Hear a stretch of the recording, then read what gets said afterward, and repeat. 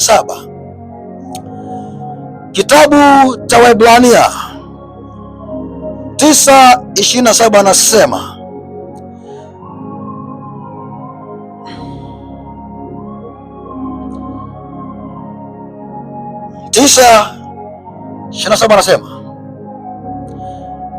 kadhalika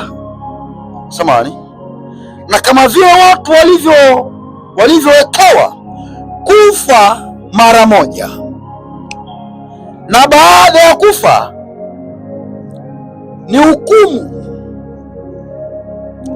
Kisha nikaona wafu wakubwa kwa wadogo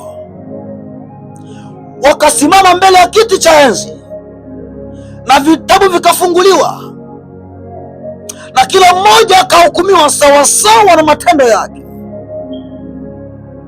Kwa hiyo utahukumiwa wewe sawasawa na kila ambacho ulikifanya ulipokuwa duniani. Utahukumiwa sawasawa na kazi yako, utahukumiwa sawasawa na matendo yako dada, utahukumiwa sawasawa na kazi ulionayo, utahukumiwa sawasawa na uzinzi ulionao, utahukumiwa sawasawa na uongo ulionao, utahukumiwa sawasawa na udangaji ulionao, utahukumiwa sawasawa na ulevi ulionao, utahukumiwa sawasawa na uuaji ulionao, utahukumiwa sawasawa na uchawi ulionao, utahukumiwa kwa kazi ambayo umeifanya ulipokuwa chini ya jua.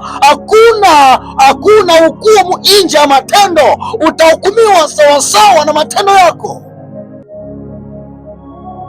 Bwana asifiwe sana watu wa Mungu.